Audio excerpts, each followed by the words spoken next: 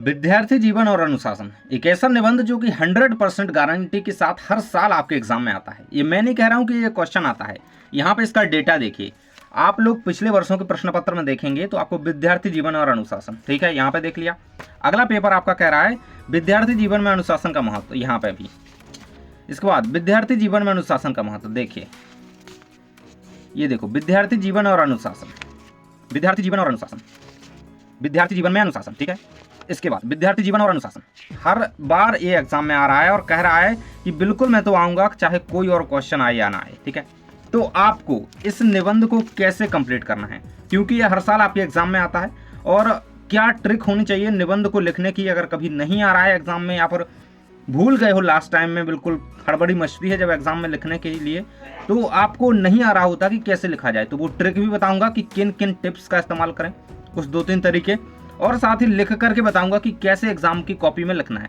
ये एग्जाम की आपकी कॉपी रहेगी। चलिए हम स्टार्ट करते हैं और हम लिखते हैं अपना विद्यार्थी जीवन और अनुशासन निबंध, ठीक है। सबसे पहले देखो, ये आपके प्रश्न क्रमांक यहाँ पे हम एग्जाम में अगर देखें तो यहाँ पे सभी पेपर में 23 नंबर के प्रश्न में पूछा गया है, ठीक है। तो हम क्या डालेंगे प्रश्न क्रमांक, यहाँ पे प्रश्न क्रमांक 23 का उत्तर, ठीक है। तो मैं सेंटर में क्या हेडिंग डालूंगा, सबसे पहले प्रश्न क्रमांक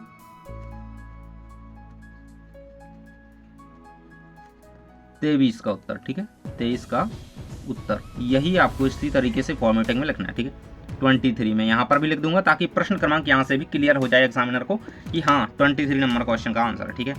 अब इसके बाद देखो, इसको बढ़िया से आप अंडरलाइन कर देंगे और ये अपना यहाँ पे इतना मैटर जो हो जाएगा कंप्लीट हो जाएगा। फिर अपन को इसको कोई कुछ नहीं बोलना है, ठीक है। अब किसी एक टॉपिक पर आपको लिखना होता है, अब जिस भी स्पेसिफिक टॉपिक पर आप लिख रहे हैं, जैसे देखो अब ये यहाँ पे क्या है, दूसरे नंबर पर दिया गया है, तो हम एक ही टॉपिक पर लिखेंगे, रूपरेखा सहित लिखेंगे, ठीक है। तो दूसरे नंबर पर दिया गया है, तो कैसे आपको यहाँ पे लिखना है, अब जिस भी टॉपिक पर आप लिख रहे हो उसको क्या करोगे, उसकी यहाँ पे हेडिंग डाल दोगे। सेकंड नंबर पे हम लिख रहे हैं तो सेकंड को लिख करके उसका नाम लिखोगे पूरा, विद्यार्थी जीवन और, थोड़ा साइड में हो गया, कोई दिक्कत नहीं, अपन इस तरीके से लिख सकते हैं, ठीक है, अनुशासन। ये हो जाएगी आपकी हेडिंग कंप्लीट, ठीक है। अब एग्जामिनर को क्या क्लियर हो जाएगा कि किस विषय पे लिखा है, क्लियर उसे दिख गया ना, तो बस अब वो कॉपी चेक करना आगे स्टार्ट कर देंगे, ठीक है। अब सबसे पहले निबंध लिखना है तो उसकी रूपरेखा सबसे पहले लिखनी है, ये एग्जाम में बात याद रखना है। अगर रूपरेखा लिखोगे तो अपनी हेडिंग क्लियर हो जाएंगी कि हमें इन टॉपिक्स पर लिखना है इसके अंदर, ठीक है। तो सबसे पहले रूपरेखा हेडिंग डालेंगे ब्लैक पेन से ही, ठीक है, क्या एक लाइन छोड़ करके रूपरेखा, रूपरेखा इस तरीके से आपको हेडिंग डालनी है, ठीक है। इसे चाहो तो आप अंडरलाइन भी कर सकते हो, बॉक्स में भी कर सकते हो अगर आप चाहो तो, ठीक है। वैसे मैंने इसी तरीके से लिख दिया, कोई दिक्कत वाली बात नहीं है। अब रूपरेखा में आपको कौन कौन सी हेडिंग बनानी होती है, पहली हेडिंग तो होती है हमारी प्रस्तावना, जिसमें हम उसका परिचय वगैरह लिखते हैं कि ये है क्या चीज़ जिसके बारे में हम लिख रहे हैं, ठीक है। तो पहली हेडिंग क्या रहेगी आपकी यहाँ पे, प्रस्तावना। अब रूपरेखा जो आप हेडिंग बनाएंगे वो आप यहाँ पे ब्लू पेन से लिखेंगे, ठीक है। प्रस्तावना आपको हेडिंग सबसे पहले लिख देनी है, ठीक है, इस तरीके से आपकी हो जाएगी। अब सेकंड हेडिंग हम क्या बनाएंगे, देखो ट्रिक जो होगी आपकी वो लास्ट में बताऊंगा मैं आपको कि इस हेडिंग कैसे बनाए, जब नहीं आ रहा है तो हेडिंग कैसे बनाए, उसके अंदर लिखें क्या कैसा कुछ है ना, तो वो लास्ट में बताऊंगा, बिल्कुल ध्यान से देखते रहो, ठीक है। अब प्रस्तावना आपकी रहेगी, फिर उसके बाद आपको महत्व के बारे में एक हेडिंग बना लेनी है, तो क्या बनाओगे, विद्यार्थी जीवन का महत्व, इस तरीके से आप एक हेडिंग बना दोगे। अगली हेडिंग आपको विद्यार्थी जीवन में अनुशासन की भूमिका, ठीक है, ये आप एक हेडिंग बना सकते हो। अगली हेडिंग आपको कौन सी बनानी है, विद्यार्थी जीवन में अनुशासन से होने वाले लाभ, तो सीधी आप लिख दोगे यहाँ पे अनुशासन, ठीक है, अनुशासन से होने वाले लाभ, ठीक है, ऐसे आप हेडिंग डाल दोगे। अब पांचवी हेडिंग अपन को कौन सी बनानी है, अनुशासन से होने वाले लाभ, ठीक है, और विद्यार्थी जीवन के अनुशासन की अर्थ और आवश्यकता, ऐसी भी हेडिंग बना सकते हो, है ना। तो यहाँ पर 5वें नंबर की हेडिंग हम बना लेते हैं अनुशासन से होने वाले लाभ, ठीक है, बना ली हमने चौथी तो यही। और इसके बाद छठवीं जो 5वीं हेडिंग हम बना लेते हैं वो है आपकी अनुशासन की अवहेलना के परिणाम, है ना।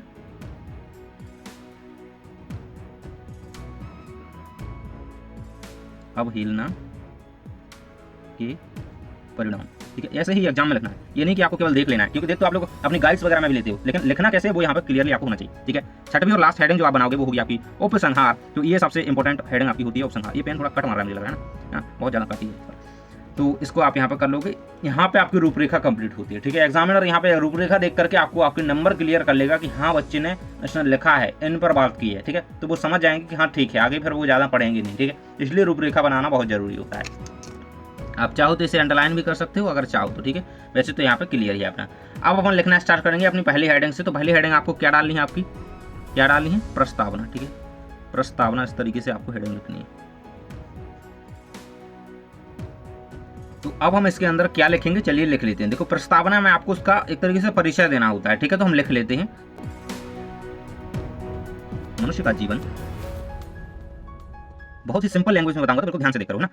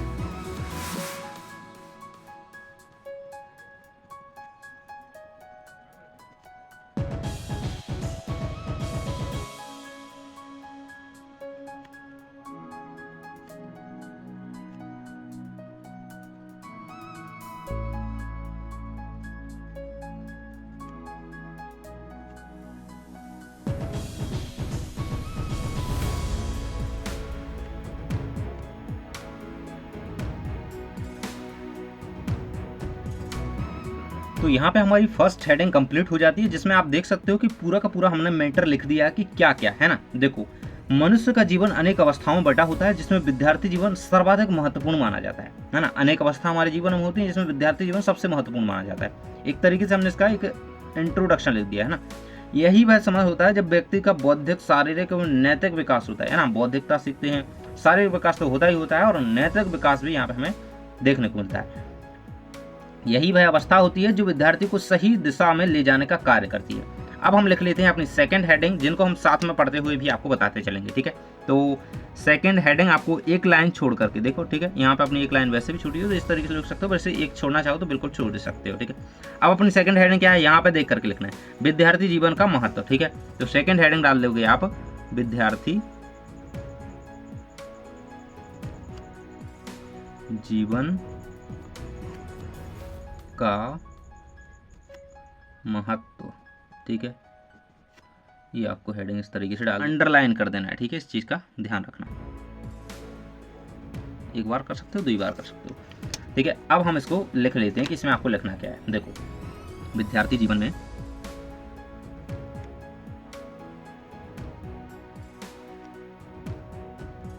विद्यार्थी जीवन को मानव जीवन की नींव कहा जाता है। जैसे घर की नींव होती है, उसी प्रकार से अपने जो जीवन है अपना सारा का सारा, वो विद्यार्थी जीवन इस जीवन की नींव होता है, क्योंकि यहीं से डिसाइड होता है कि आप आगे भविष्य आपका क्या होगा, ठीक है। तो ये नींव जो है कहा जाता है विद्यार्थी जीवन को कहा जाता है। इस तरीके से एक सेंटेंस कर दो। इसके बाद बचपन हो गया, अवस्था हो गया ना, और आप लिखोगे कि बचपन और युवावस्था, ठीक है। युवावस्था में प्राप्त शिक्षा, ठीक है। शिक्षा महत्व की बातें कर रहे हैं तो क्या क्या महत्व इसका होता है, इसमें देखो क्या होता है। ये हमारे जीवन की नींव होता है, ये हमारे जीवन में शिक्षा का एक समय होता है जब हम शिक्षा ग्रहण करते हैं, ठीक है। तो शिक्षा हो गया है, बचपन और अवस्था में प्राप्त शिक्षा हमारी पूरे जीवन का क्या करती है, मार्गदर्शन करती है, ठीक है। मार्गदर्शन करती है, ठीक है। ये आपको यहाँ अब इसके बाद थोड़ा और आपको इसमें लिखना है, क्योंकि इतनी हेडिंग खत्म नहीं करनी है, थोड़ी और ये इतना अपन भरेंगे यहाँ पे इसका, है ना, ये हेडिंग के लिए, ठीक है। तो आपको आगे क्या लिखना है कि इस समय हम क्या करते हैं, इस समय हम मेहनत करते हैं, लगन अनुशासन से जो आदतें हमारी जो होती हैं वो हमारी सफलता और असफलता को निर्धारित करती हैं। ठीक है, अपन मेहनत करेंगे उसी प्रकार से होगा सब कुछ, है ना। तो देखो अब इसका महत्व क्या है, इस समय मेहनत, लगन और अनुशासन, ये वर्ड तो यूज करना ही करना है क्योंकि इसी के बारे में मेन है ये चीज, है ना। और अनुशासन से जो आदतें विकसित, ठीक है, विकसित होते हैं वही आगे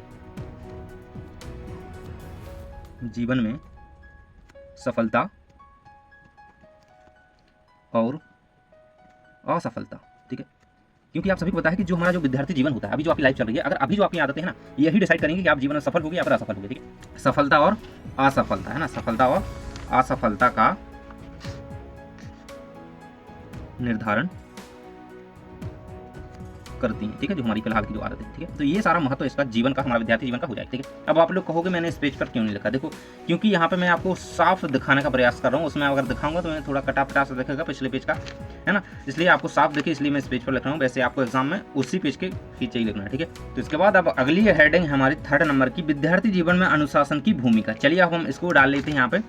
3rd नंबर हेडिंग एक लाइन छोड़ करके आपको डालनी है, ठीक है। 3rd नंबर हेडिंग, विद्यार्थी जीवन में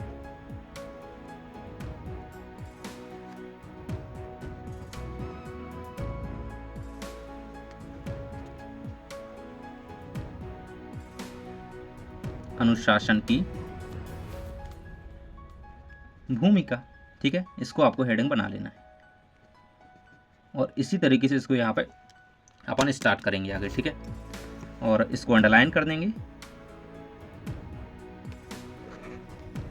देखो ट्रिक के लिए बिल्कुल से रुके रहना वीडियो में, क्योंकि ट्रिक जब आप समझ जाओगे तो बिल्कुल किसी भी टॉपिक पर आप कभी भी नहीं आ रहा है, कभी ऐसी परिस्थिति बन जाती है इनकेस, तो आप कर पाओगे, ठीक है। तो वहाँ पर विद्यार्थी जीवन अनुशासन की क्या भूमिका होती है वो आपको लिखनी है। तो देखो इसको हम पॉइंट्स में लिखेंगे, क्योंकि निबंध जब आप पॉइंट्स में लिखोगे ना तो एग्जामिनर को चेक करने में भी आसानी होगी, आपको लिखने में भी, क्योंकि टाइम ज़्यादा जाया नहीं होगा। पैराग्राफ में जब लिखते हो ना तो आपका टाइम ज़्यादा जाता है। 1-2 हेडिंग पैराग्राफ में लिख दी, बढ़िया है। अब हम पॉइंट्स में लिखेंगे, ठीक है। तो थोड़ा सा इसमें बता दें कि विद्यार्थी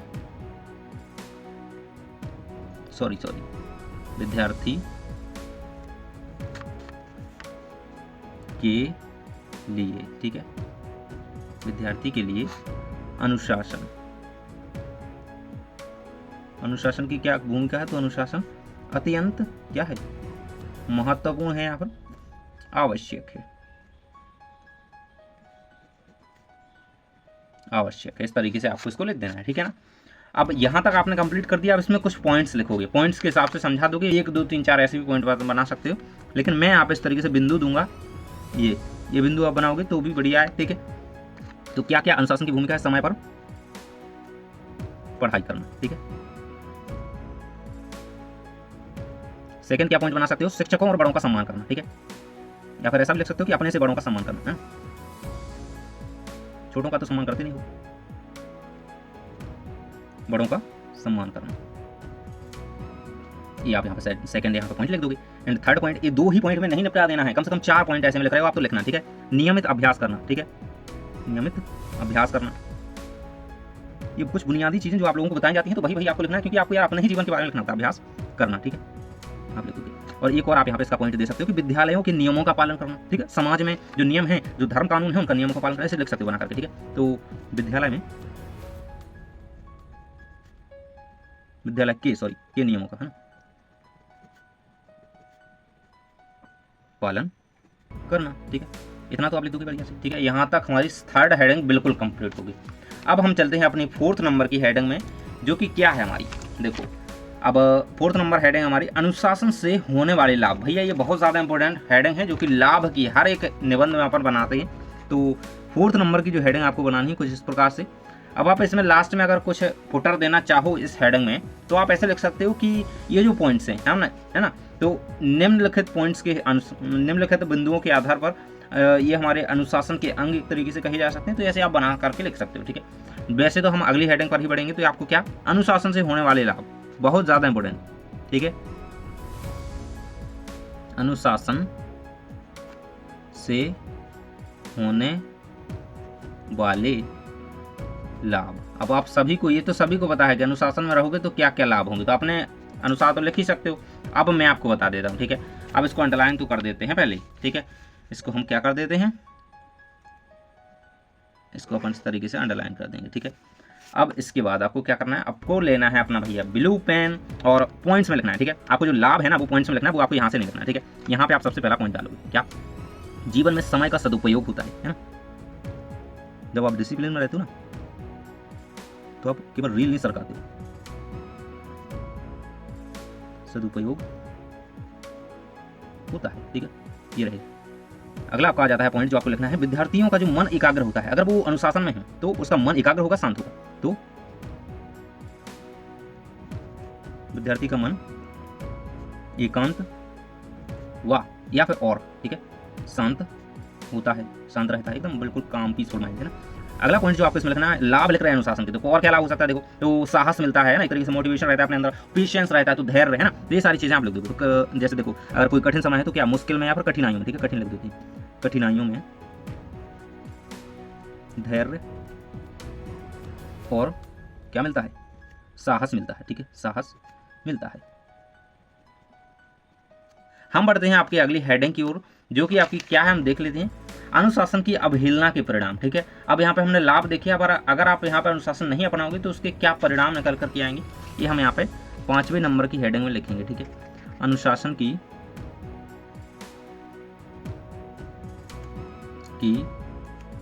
अवहेलना, ठीक है, अवहेलना के परिणाम, ठीक है।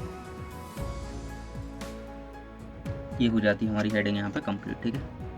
अब इसमें परिणामों में हमें क्या लिखना है, देखो एक तो अपनी हेडिंग ऐसी होनी चाहिए, कारण निवारण जैसे होती है ना, प्रभाव, है ना, तो इसी प्रकार से अनुशासन की अवहेलना के परिणाम, ठीक है। अब आप अपना ले लोगे यहाँ पे ब्लू पेन, ठीक है।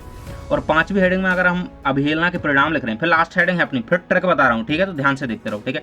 तो इसके परिणाम क्या हो रहे होंगे जब आप डिसिप्लिन नहीं करोगे। कुछ ऐसे आपने शैतान बच्चे देखे होंगे जो कि बिल्कुल से अनुशासनहीन हैं और उनमें बिल्कुल भी अनुशासन नहीं है, तो उनका क्या होता है हश्र, ठीक है, तो वो आप यहाँ पे लिखोगे, ठीक है। यदि विद्यार्थी अनुशासन हीन हो जाता है, ठीक है, अनुशासन हीन हो जाता है तो उसका जीवन अस्त व्यस्त, ठीक है, अस्त व्यस्त होने लगता है, ठीक है।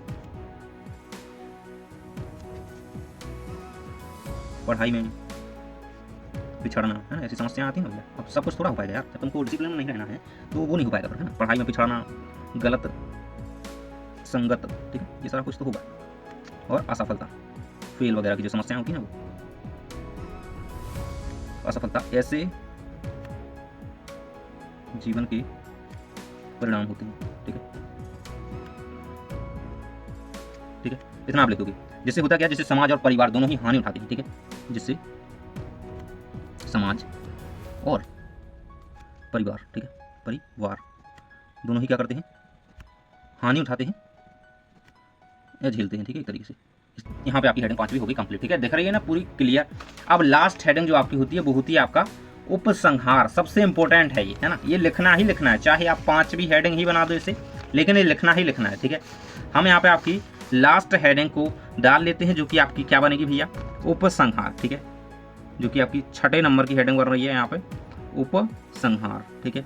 वैसे आप कोई बीच की हेडिंग छोड़ सकते हो, लेकिन अगर इसे छोड़ा तो नंबर छोड़ जाओगे, ठीक है, नंबर कट जाएगा अगर इसको छोड़ा तो, इसलिए आपको उपसंहार लिखना बिल्कुल नहीं भूलना है, उपसंहार जरूर से लिखना है, क्योंकि एक तरीके से निष्कर्ष होता है आपके पूरे निबंध का, है ना।